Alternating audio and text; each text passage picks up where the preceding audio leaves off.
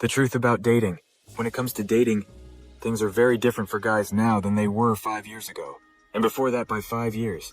When you think you have a handle on it, it slips right out of your hands. It's like trying to catch a greased pig at a county fair, arrogantly laughing back at you with smug glee. Though this is the case, many men and some women keep telling us that. Not true.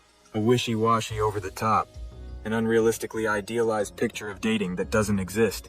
Not trying to help, but instead yelling about how bad men are. A lot of yelling at men who aren't even from the group they're talking about. The help we get from family, friends, other women, or the media doesn't always work out. When I think about what I went through, I wish I had had the chance to learn from the mistakes of other guys who are currently dating. That's why I tell you what you need to hear instead of what you want to hear. Have you heard of any of these? Opposites pull together. Women who are older are wiser and more experienced.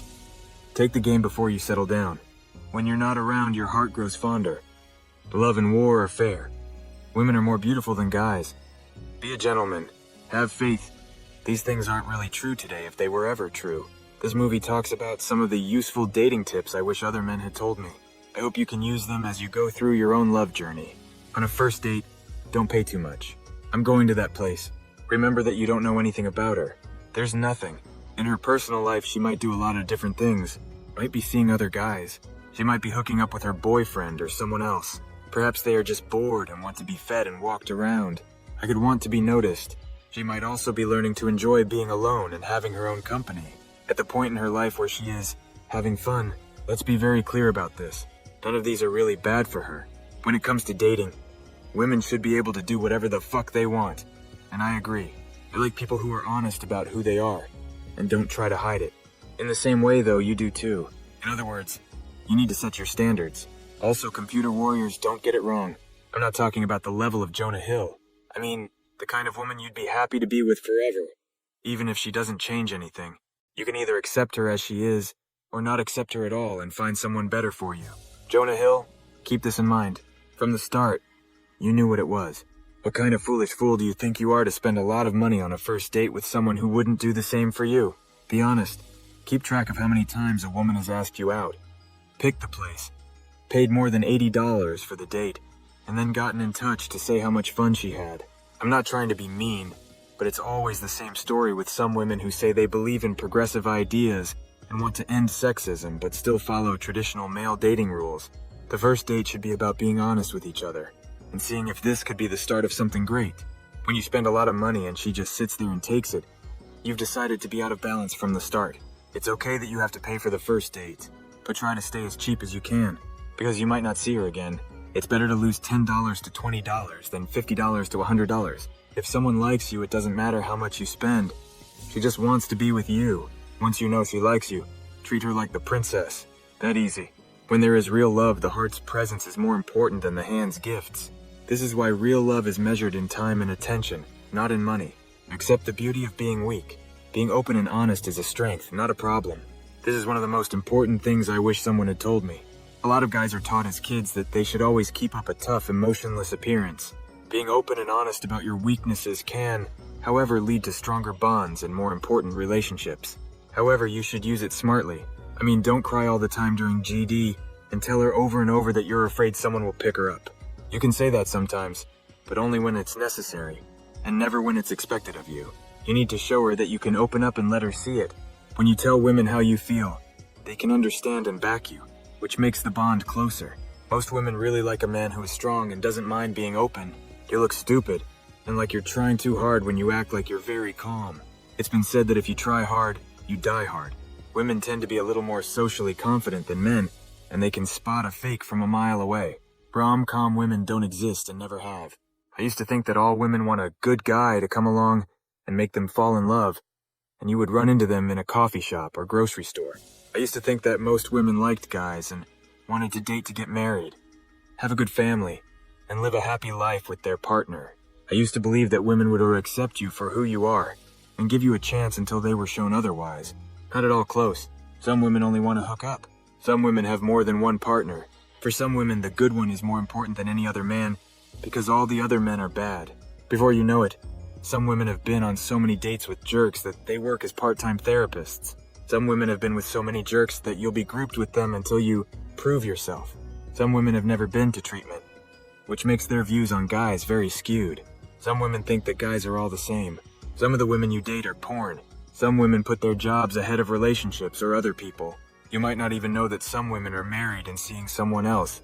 Some people just want to be noticed. Some women will try you out and use you. There are some women who have no idea what they want. Some women have bad intentions behind their actions. For some women, sex is just a business deal. Some women want to find a provider. For those who are typing quickly, let me say it again.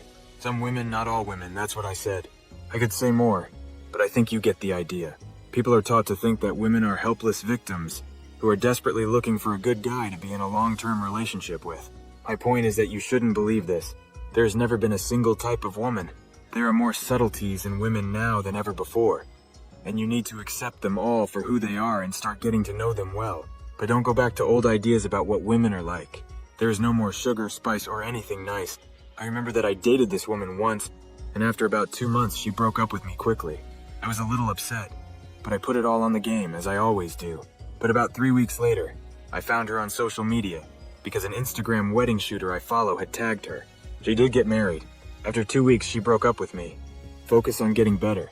Most women want the best man they can find, even if he's a bit too good for them. You know the phrase, I'm not gonna give up. They shouldn't have to and won't. You shouldn't either, though. One difference is that you'll have to back it up by being your best self. That means you should work on things that make you a better son, brother, friend, and possible partner. Taking time to do the things you enjoy outside of work, and ending each contact better than when you arrived. You need to be mentally and emotionally healthy before you can build a relationship that makes you happy. Focusing on your own personal growth, hobbies, and interests not only makes you a more attractive and interesting partner, but it also gives you the self-esteem and confidence you need to be successful in dating, because you know how much you've grown over the years. By taking care of the yard of your hobbies, you become a real person, a rock in the rough seas of superficial dating who is sure of their worth. Talking is very important. I wish I had learned this sooner, because good conversation is the key to any happy relationship. Miscommunication and misunderstandings can cause fights or hurt feelings that aren't necessary. Tell your partner the truth about how you feel, what you want, and what you expect. Tell them to do the same and listen to what they have to say with empathy. This will help you get along better with others and settle disagreements faster. Often the echo of unspoken words is stronger than any spoken talk. This can lead to misunderstandings and disagreements. Being honest and open with yourself is the best medicine to take regularly. Set good limits for yourself and hold yourself responsible for keeping them. It's important to set and stick to limits in every relationship, but a lot of us learn this the hard way.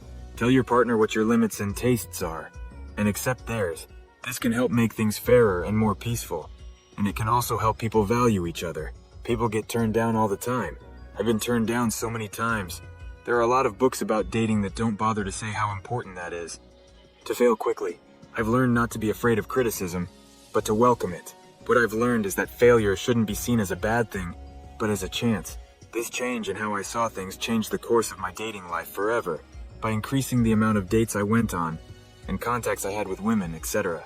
I naturally make it more likely that a good result will happen, because I put myself out there, because I made myself face all my worries, fears, and self-doubts, and did my best to see if I could really become the man I longed to be. You can't do anything else, because most women expect you to just take it and move on. Learn how to do this. It's normal to get turned down when you're dating, and it's not always personal. Don't let the rejection hurt your self-esteem or make you think negatively about yourself. Instead, use it as a chance to learn and grow. Let yourself know that not everyone will like you. That's okay. Don't let the fear of being turned down stop you from putting yourself out there. It takes courage to stand at the doorway of rejection and choose to knock anyway. No matter if we answer the doorbell or not, the sound of that knock still makes us feel brave. We lose another layer of fear and doubt every time we get turned down, showing a more confident, strong person who is ready to take the stage. In conclusion, friends like me have been there, so you can count on me. You can make your relationships more successful and satisfying by being open to being hurt, working on yourself, communicating, setting healthy limits, and being okay with being turned down. There is honor in every step of your journey, and the goal of a happy life is always visible, no matter how far away it seems. In the same way that a lotus flower grows through the mud to bloom in the sun, your struggles and heartaches are building blocks for your victories. Your character is proof of how good you are, and it will always lead the right person into your life, creating a shared future. You deserve it. You are a good person. It's almost time for you.